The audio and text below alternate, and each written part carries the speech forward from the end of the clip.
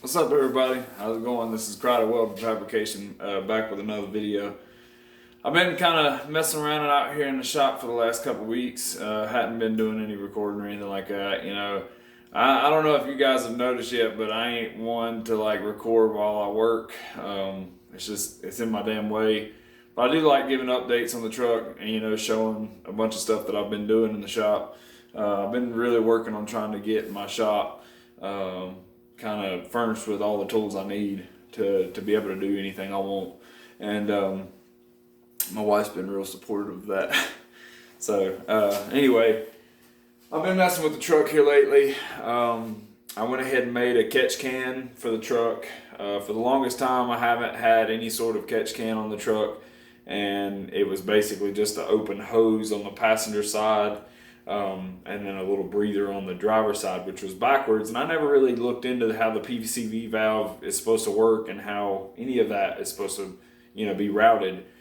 And so I've done a bunch of research and tried to figure out the best way to make sure that my crankcase is vented properly. And I've never really had any issues, you know, so I just felt like maybe it was good. But once I started doing some research, I really realized that I was completely wrong. And basically, right now, the way I've got it set up, and I'll bring the camera down in a little bit and show you, but as of right now, the passenger side valve cover, there's a little tube that comes out of the passenger side valve cover. I've got a hose, a 3/8 hose ran from that valve cover around the front, and then it comes up here and it goes back to my catch can. Okay, now that is supposed to be the inlet. That is where the motor gets its fresh air from. That's where, you know, it needs to be able to pull in fresh air. The driver's side valve cover, I've got it routed with a PCV valve to a 3/8 hose, and then it runs to the catch can. And the way that PCV valve works, it allows air to be pushed through it, but not sucked in. So that will in turn make it to where only the driver's side can push air out, and the passenger side will be the side pulling fresh air in. And I'll go ahead and bring you guys down here and let you see the catch can. But first, I also made a radiator overflow tank. My original radiator overflow tank busted, and I'll show you that. It busted in all the corners, there, and down there. I didn't really notice it, and I started seeing it leaking. It could have got real dangerous. So I welded up a new radiator overflow tank. So now I just have to fire the truck up, make sure everything's good. Should be. I've already leak tested it. I pressure tested it, and everything. The catch can, same way. I baffled it. It's got a little breather on the top of it. The system does not run through the intake. I do not want to put it into the intake, mainly because it's pressurized from it being a blow-through turbo setup. So I did fire the truck up the other day, and out of the breather, you could tell that it was actually doing its job. There was like steam and smoke coming out of the little breather on top of the catch can that I'm going to show you.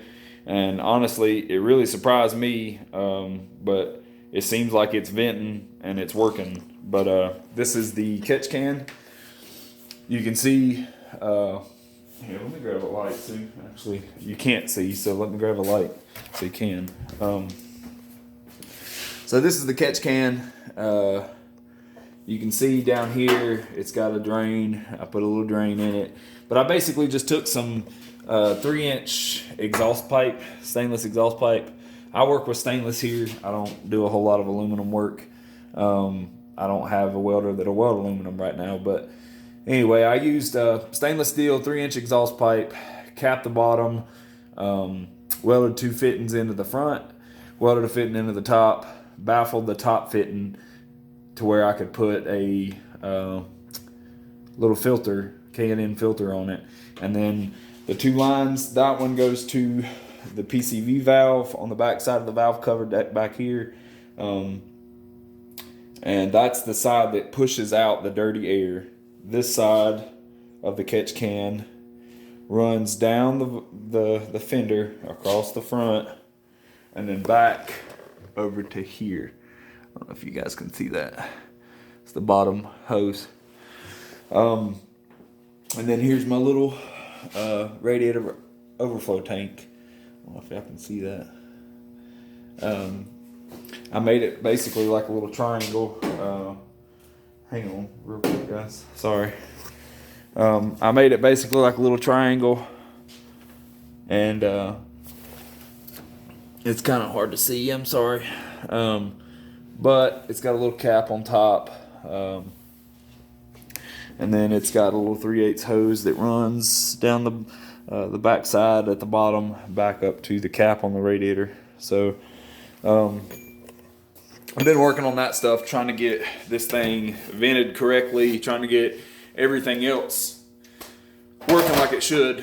Last thing I want is oil to blow out under my tires, you know, because I didn't have it vented, or I didn't have it going to a catch can at all. And I don't think the crankcase was vented properly. Now it is. So, but, you know, I've just been trying to tidy up some stuff. You know, I also got to do some cage work. And I know I talked about it a little bit, but basically I've done a 8-point to a 10-point conversion. Just added the halo, the 2 down bars to the dash, and then I added some 45-degree braces to the outriggers on the cage for the main hoop and the door bars. And I think that's about it. I mean, I've really been working hard trying to get the safety stuff done. I put new seats in it. It wasn't it. I put new seats in it, put new seat belts, redone all the seat belt attachment points, made sure they were welded and good sturdy, you know, attachments for my seat belts. And I've done both front seats, so the passenger and driver side both have the same tabs. Everything's mounted the same seat, same seat belts, everything. I mean, it's a lot safer than it was. I also lowered myself down in the truck a little bit, because before, with the old style seats, I was really high up in the seat. And honestly, the cage wasn't working like it should because I was so high up. The back bar is supposed to be at your shoulder level. It was like down here. And the door bar is supposed to go between your shoulder and your elbow. And the door bar before was under my elbow.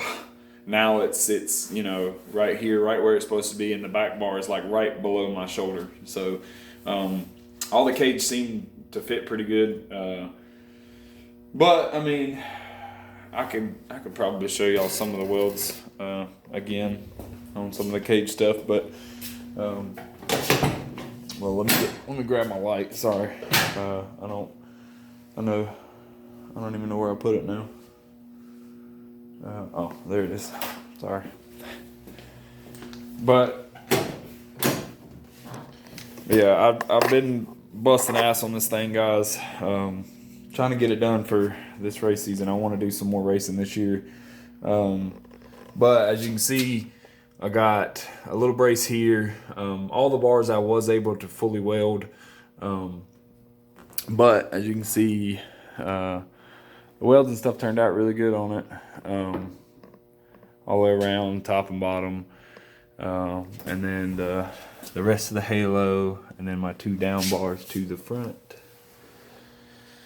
And you can see, I'm trying to let you guys see. I don't know if you can barely see in here, but anyway, there's the seats and stuff. Back glass. We ended up adding some stickers and stuff to the back glass. We added a little helicopter to the back of the seat. And I also added my name on the door and my number, because every time I go to the track, I never freaking remember to bring any sort of shoe polish to write my number on it, so I just had my wife make some stickers for me. But yeah, so I just wanted to get this video out. I mean, it's a little quick update on what I've been up to in the shop.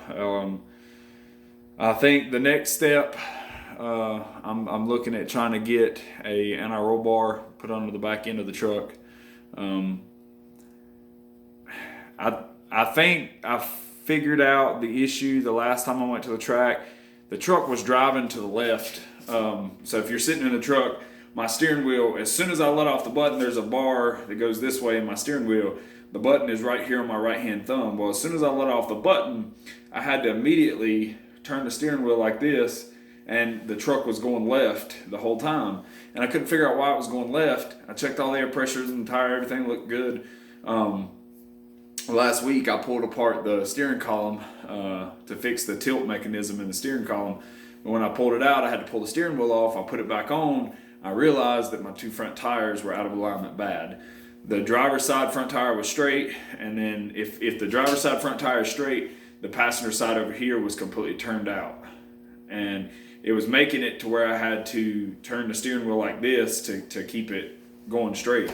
So I done a in-house alignment as best I could do, but it did seem to help line the truck out some. The last time I drove it, it was driving perfectly straight. So anyway, I think I got everything in on this one. I think next time we might be trying to show an update about an anti-roll bar, maybe not. Not 100% sure. Hopefully this year I'm gonna get to show you guys a little bit of racing with the truck, old Thunder Chicken. We're gonna try to go out and get in the bottom sixes with it this year. Maybe even high fives. Who knows?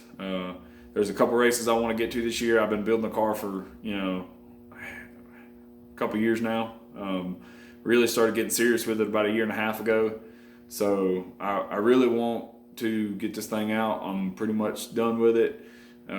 For the most part, as much as I can do. I just need to get it tested and get it, entered into some races. So hopefully we'll get it done this year. But thanks for watching, y'all. Keep an eye out. Check out the other videos of the Thunder Chicken here. And we'll catch you guys on the next one. Y'all have a great weekend. See y'all. Bye.